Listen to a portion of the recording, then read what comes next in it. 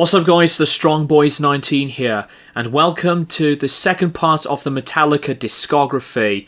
Today I'm going to be reviewing the band's second album, entitled Ride the Lightning.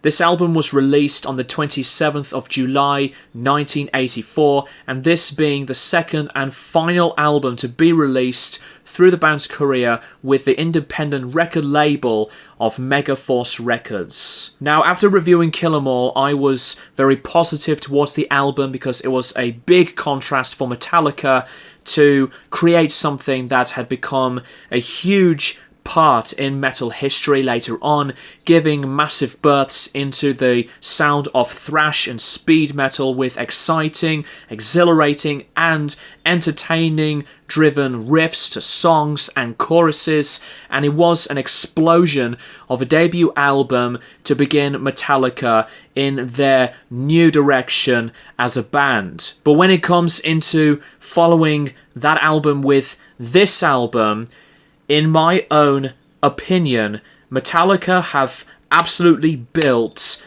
their first classic masterpiece.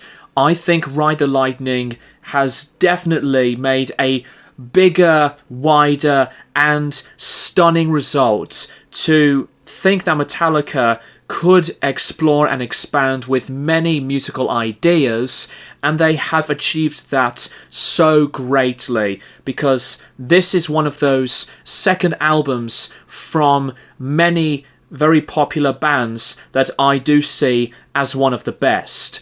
So I do find Ride the Lightning to be, in my opinion, the first classic album from Metallica, and what an amazing record to follow up the debut album, as yes, Kill 'Em All was a strong debut album with its own presence on Metallica finding many ways possible in their career, but Ride the Lightning has absolutely made something as special, if not more of a higher favourite for me in my journey when I listened to this album. The opening song, Fight Fire with Fire, out of all of the opening tracks from Metallica's albums, as much as I love Battery, as much Fight Fire with Fire is my favourite opening song from Metallica ever. I adore this song. The acoustic, folky, beautiful introduction was actually composed by Cliff Burton during the Kill 'Em All tour, and this was something very different because when you listen to Hit the Lights, it was just as aggressive, but Fight Fire with Fire starts things in a very major, joyous, and overwhelmingly positive feeling of happiness. But then it fades out, and then the slow fade in of loud cymbals and distortion of the guitars come in and punches you right through the system that you have. This is as fast, as vicious, and energetic as it gets. I love the over-the-top aggression on this song, lyrically based into the theme on the Armageddon, which was a part of the New Testament of the Christian Bible, and lyrics into the imageries on warfare. Hetfield's vocals are a huge difference too, because throughout a lot of the album, his vocals had become even distorting and heavier than what he did from the last record, which is still fantastic, but this is where Metallica were pushing things forward. Fight Fire with Fire is one of the greatest Metallica songs of all time, in my opinion. The next track, the title track, Ride the Lightning, it was the first track, lyrics-wise, to have this emphasizing about the misery of the criminal justice, and lyrics go into the words on the death row perspectives and later on to be executed by the electric chair.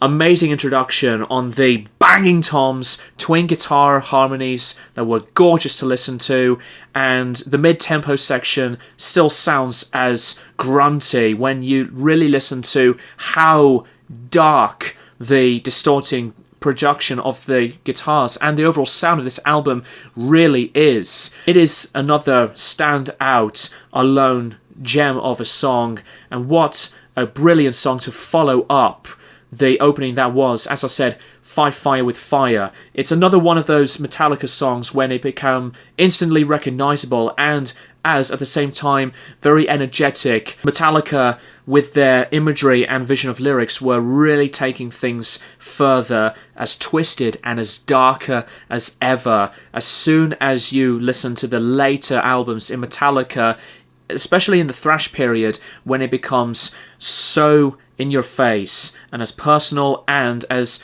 really vivid in the surroundings. The next track, For Whom the Bell Tolls, is one of the greatest as well. The title of the track was inspired and as well as lyrically based from the novel of the same name from the 1940s, and the opening sound of the bell was actually achieved from Lars by using the anvil with a metal hammer in combination with a bell to create that effect.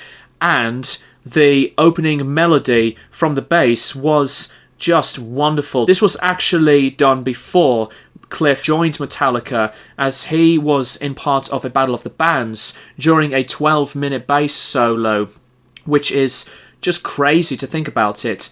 And it is also another monumental epic on this album. For Whom the Bell Tolls has extremely catchy hooks, powerful verse sections to the standout chorus when the vocals command and make you feel intrigued and as inspired to just join in.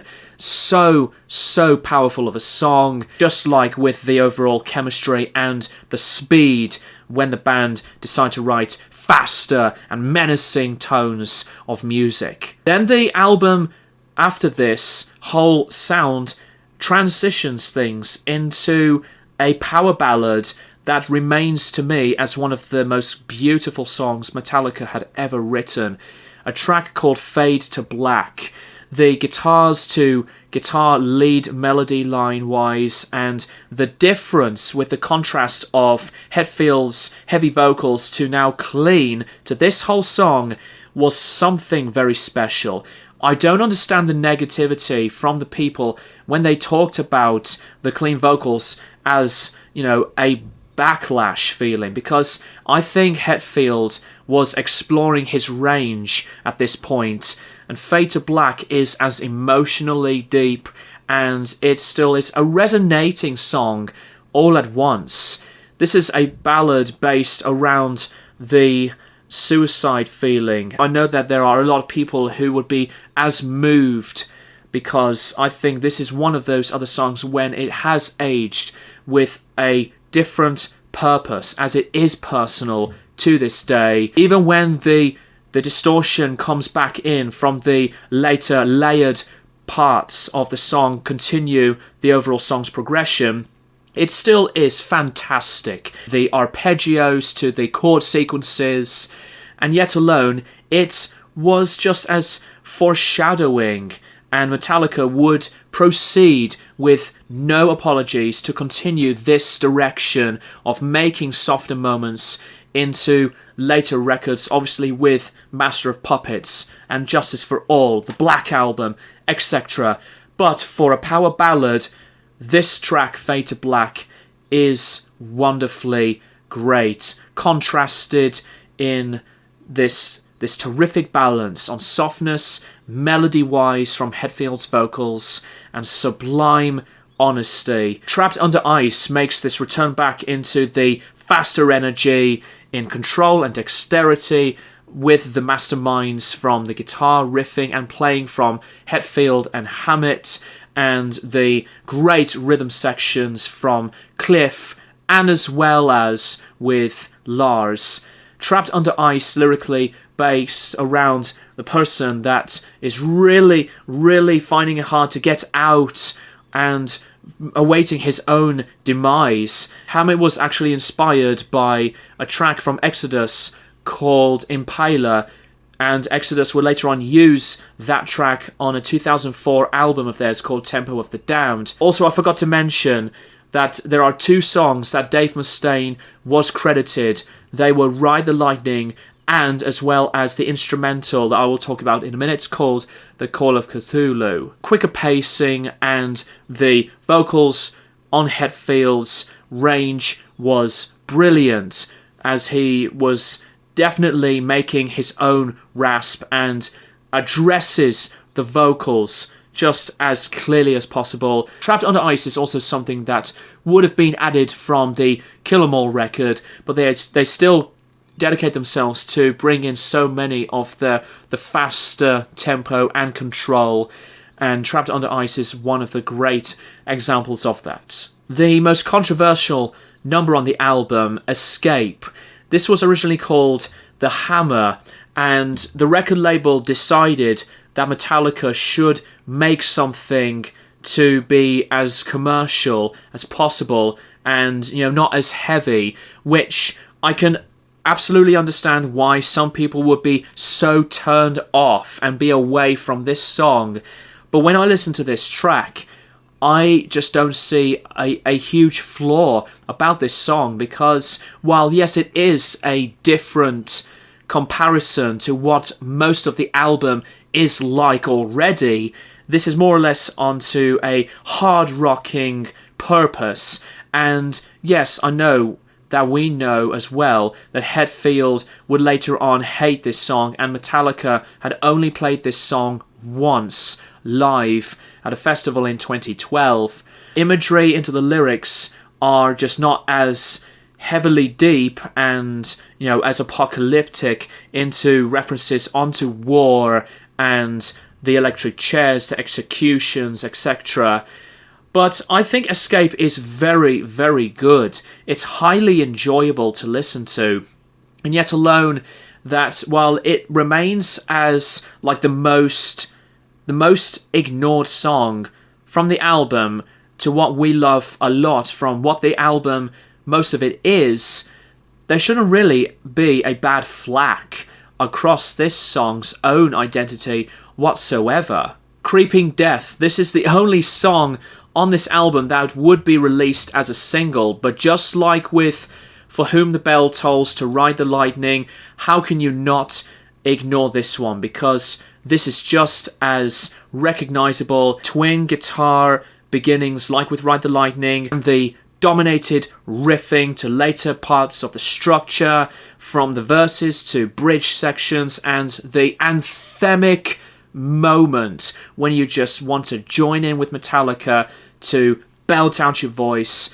Creeping Death is as perfect as it does make. Lots of the lyrics deal onto 4 of the 10 Commandments. Bridge section was actually originally written by Kirk Hammett. Metallica can make something as punchy and delivering as so many of this album does successfully achieve that 100%. The continuation from the songwriting part of this song still remains as one of the most influential, because it's one of the best parts of the song's writing, and especially when you listen to the variety onto the guitar chords and the structures. What another excellent number to follow up a strong second half. Then the album finishes with the almost 9-minute instrumental of The Call of Cthulhu.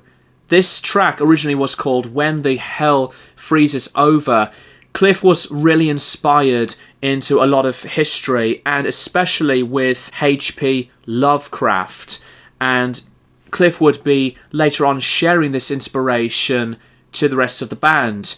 It was taken from one of H.P.'s own stories. This instrumentation throughout the whole song being so minor and as moody, but it's incredibly progressive. And there's another word that I would describe this instrumental as: so atmospheric, and it is cinematic at the same time. Sometimes pretty rare that Metallica would be making something that sounds so separate, but it does create a vision that is new and completely out there. Mastermind compositions for Metallica as a band, and for this nearly 9-minute epic, it concludes the album as triumphantly right from the start to the finish. And this is, again, like I said earlier, another song that Dave Mustaine did get a writing credit for,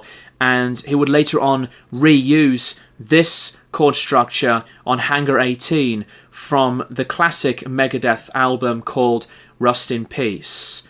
And what could be said about this instrumental that really hasn't been said already? All quality that completes things in this giant, phenomenal piece of music. The production is also one of my favourite things about it. It is a lot better than the last album, and while it was just all recorded in close to a month, they just nail it absolutely. The drums sounded as punchier, the guitars sounded as menacing, as well as the prominent bass lines that has a great texture to it. Hetfield's vocals were outstanding.